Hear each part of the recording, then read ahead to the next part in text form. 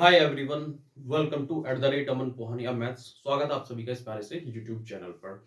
तो चलिए दोस्तों, मैं अमन एक बार फिर से आपके लिए मैथ्स वीडियो का न्यू सेशन लेके आया हूं। आज की वीडियो में हम दो क्वेश्चन करेंगे, एग्जाम्पल 13 और 14। ठीक है, तो आप सभी को पता है कि जैसा कि इस यूट्यूब चैनल पर मैं आपको क्लास 10th की मैथ्स कराने की कोशिश कर रहा हूँ और पूरे जोर शोर से लगा हुआ हूँ इसमें। ऑल्टरनेट डे आपको वीडियो मिलती है। तो चलिए बिना किसी देरी के, ये एग्जांपल नंबर जो है आपके 13 और 14, ये पेज नंबर 537 पर है।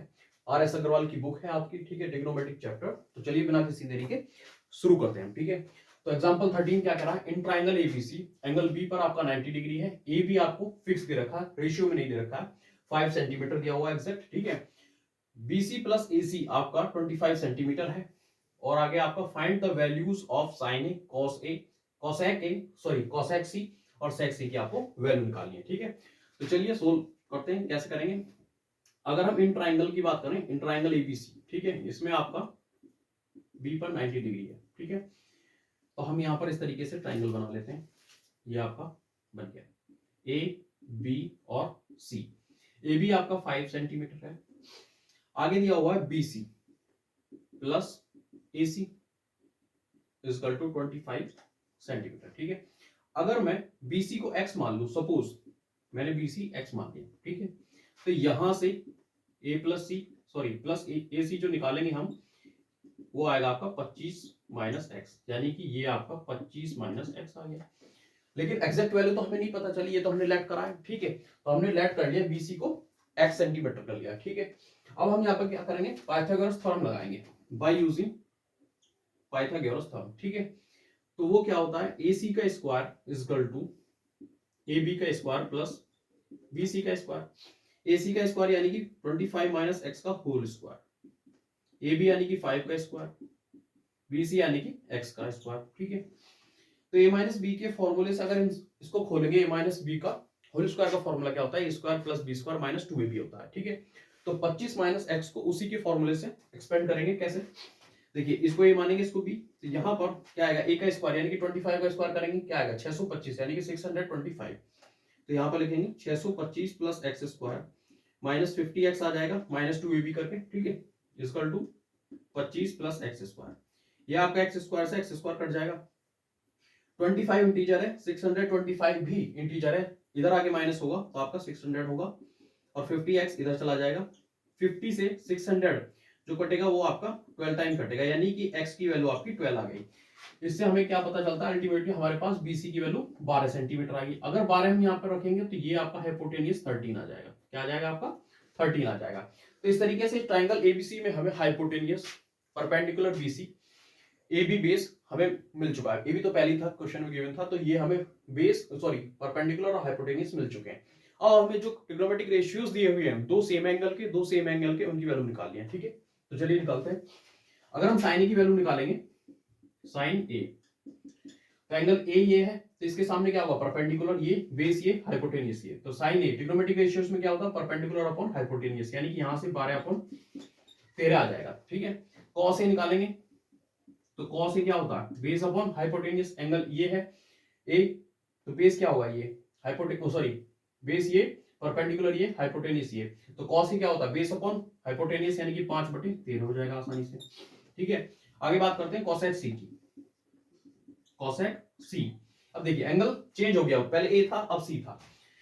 जिस तरह एंगल ए के लिए अपोजिट साइड जो थी वो परपेंडिकुलर थी और बेस ये था, हाइपोटेनियस हमेशा ये रहेगा, ऐसे ही एंगल सी के लिए परपेंडिकुलर ये होगा। ठीक है, और बेस ये होगा, हाइपोटेनियस हमेशा सेम रहेगा। ठीक है, तो कॉसेक सी, कॉसेक का ट्रिग्नोमेट्रिक रेशियोज क्या होता है, हाइपोटेनियस अपॉन परपेंडिकुलर। तो हाइपोटेनियस ये और परपेंडिकुलर ये हो जाएगा एंगल सी के लिए, तो यहां से क्या आएगा, 13/5 आएगा। ठीक है, सेक सी का क्या होगा, सेक सी, सेक का ट्रिग्नोमेट्रिक रेशियोज क्या होता है, सेक सी, हाँ सेक सी का सेक का ट्रिग्नोमेट्रिक रेशियोज क्या होता है, हाइपोटेनियस अपॉन बेस होता है, तो परपेंडिकुलर ये हो गया तो बेस ये हो जाएगा, यानी कि 13/12 आएगा। ठीक है, तो इस तरीके से 4 ट्रिग्नोमेट्रिक रेशियोज पूछे थे क्वेश्चन में, उनके हमने निकाल लिए आंसर। ठीक है, तो उम्मीद करता हूँ कि ये क्वेश्चन आपको अच्छा इसे समझ में आ गया होगा। तो चलिए क्वेश्चन नंबर 14 की तरफ चलते हैं, जो कि एग्जांपल है, मैं बार बार क्वेश्चन बोल देता हूँ तो समझ लेंगे आप अपने तरीके से। ठीक है, अब देखिए, in triangle ABC angle B पर 90 डिग्री है, AB सेंटीमीटर है, और AC माइनस BC एक फिर से ऐसी इक्वेशन सी दे दी हुई है, AC माइनस BC करते हैं तो आपको 1 सेंटीमीटर आता है। Find the values of sine A cos A और साइन सी और कॉस सी आता है। देखिए यहाँ पर एक चीज और देखेंगे अगर हम BC प्लस AC देखें, जो कि अब तो हमने क्वेश्चन सॉल्व कर लिया, तो अगर हम कहीं गड़बड़ कर रहे हैं, मिस्टेक कर रहे हैं क्वेश्चन में, तो हम ये भी देख सकते हैं कि AC और BC का जो सम है वो 25 आना चाहिए, यानी कि AC और BC 13 और 12 25 सम आना चाहिए। ठीक है, तो ये चेक हो जाता है, वेरीफाई हो जाता है। तो चलिए बात करते हैं in triangle ABC। Angle B क्या है आपका 90 डिग्री है, AB क्या है आपका 7 सेंटीमीटर है। ठीक है, और AC माइनस BC क्या है आपका 1 सेंटीमीटर है। ठीक है, तो यहाँ पर एक ट्राइंगल बना लेंगे इस तरीके से, ये आपका ट्राइंगल बन गया AB जो कि 90 डिग्री है आपका, इस तरीके से। ठीक है, और ये C, AB की वैल्यू आपको 7 सेंटीमीटर दी हुई है। अगर मैं BC को x मान लूं, suppose let BC equal to x centimetre. ठीक है, ये आपका x हो जाएगा। तो इस इक्वेशन से क्या आएगा, AC minus x equal to 1, तो AC equal to x plus 1 आ जाएगा। तो यहां से हाइपोटेनियस AC x प्लस 1 आ जाएगा बाई यूजिंग पाइथागोरस थ्योरम। ठीक है, ये थ्योरम क्या कहती है, हाइपोटेनियस AC का स्क्वायर इक्वल टू बेस यानी कि AB का स्क्वायर प्लस परपेंडिकुलर यानी कि BC का स्क्वायर। बेस अब प्लस परपेंडिकुलर का स्क्वायर जो होता है वो हाइपोटेनियस के स्क्वायर के बराबर होता है। ठीक है, तो यहाँ पर क्या करेंगे, x प्लस 1 का होल स्क्वायर हो जाएगा, AB यानी कि 7 का होल स्क्वायर हो जाएगा। ठीक है, BC यानी x का होल स्क्वायर हो जाएगा। x प्लस 1 को होल स्क्वायर को हम a प्लस b के होल स्क्वायर से खोल देंगे। a प्लस b का होल स्क्वायर का फॉर्मूला क्या होता है, a square plus b square plus 2ab होता है। ठीक है, यहाँ पर रखेंगे x square plus 1 plus 2x और ये 7 का स्क्वायर 49 और प्लस x स्क्वायर, तो x स्क्वायर से x स्क्वायर कट जाएगा। यहाँ पर 2x और ये जो इंटीजर है 1 ये उधर जाके माइनस होगा 49 में से, तो क्या आएगा 48। 2 से डिवाइड करेंगे तो x की वैल्यू आ जाएगी 24। इस तरीके से हमें क्या मिल गया, परपेंडिकुलर यानी कि BC की वैल्यू 24 मिल गई।